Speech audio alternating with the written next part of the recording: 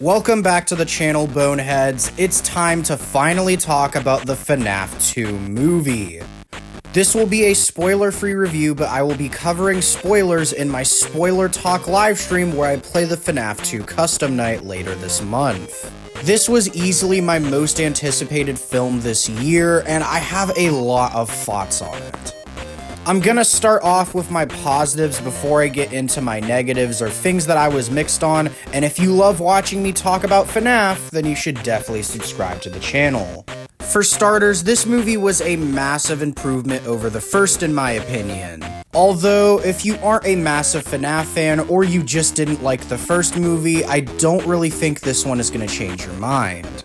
My next big positive is that the opening for this movie is absolutely fire, and it does something I've wanted to see the FNAF franchise do ever since they announced a movie franchise to begin with. I also really enjoyed what they did with Vanessa and Mike's character in this movie, and I think their bond is one of the best parts of the film. The movie is also incredibly accurate to FNAF 2, and I absolutely love how much effort they put into the locations and the set designs. Another thing I really liked about this movie is how they recontextualized the FNAF lore and changed some things up a bit. I'm not gonna act like every decision in this movie was perfect, but the things that they did change without going into spoilers, I actually really liked. There is also tons of Easter eggs and references that absolutely made me lose my shit in the theater, and some of them have huge ramifications for this franchise going forward. I also love how much they listen to fan feedback, and I will say they push the PG-13 limit as far as they can with this one, but I am hoping for a little bit more in the future with what they're trying to set up for FNAF 3. That being said though, this movie does have some pretty disturbing and creepy sequences that I absolutely loved. And the kills that we do get in the movie, I will say I enjoyed them a lot more than what the first movie had to offer. I will say the animatronics are much better utilized in this one compared to the first one, and it feels like Scott and everyone involved with the team knew exactly what the fans wanted to see, and that's just the animatronics doing their stuff. And speaking of the animatronics, I think the toy animatronics were really done justice in this movie. They really steal the show, and the voice acting wasn't half bad. Matt Pat actually did a pretty good job voicing Toy Bonnie, and it's not your typical YouTuber just using his YouTuber voice. Kellen Goff did good as Toy Freddy, although I wish he kind of did more, and Megan Fox's Toy Chica was the big surprise because her voice acting was atrocious in Mortal Kombat, but here it was actually passable. And I will say this movie does the marionette justice. I absolutely loved the scenes with the marionette and everything involved with them. I could honestly make an entire video on how the movie decides to handle this character compared to the games, but we're gonna have to talk about that during the live stream.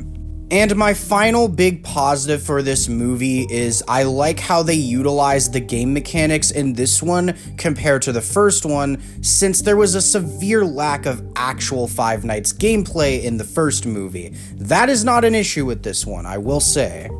But now it's time to get into things I was a little bit mixed on or negative on. My biggest issue with this film is that I feel like it could have benefited from a longer runtime. The pacing is all over the place and super chaotic, much like the actual FNAF 2, but it just doesn't really work for a movie format.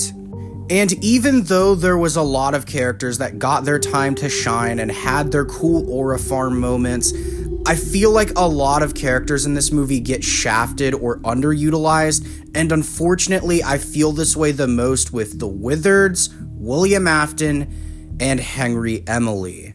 The film also ends on a cliffhanger, and I'm not gonna lie, the ending was definitely the weakest part of this movie. That was where I kind of started to notice the cracks in the foundation. Although I will say there are two post-credit scenes by technicality. One of them is absolutely insane and you need to see it, and the other one is kind of just a little secret that you stay for by the very end. Even though I had my issues with this movie, I still absolutely loved it. If you're familiar with my channel, you would know that Fnaf 2 is my personal favorite game in the series, and in my review I even defended it from a lot of the criticisms we see thrown at that game today. A lot of people have turned on Fnaf 2 recently, and it's a game that I will continue to defend. So seeing all of the effort that was put into representing my favorite game on the big screen kinda just had me in awe. I felt this almost childlike wonder while watching the film. I kind of got taken back to my FNAF 2 days where I would just hunt for Easter eggs back in elementary school. This movie just felt like it was made for me. FNAF 2 was definitely a banger sequel, and with that being said, I wanted to thank you for watching this video, and I'll see you in whatever my next project ends up being.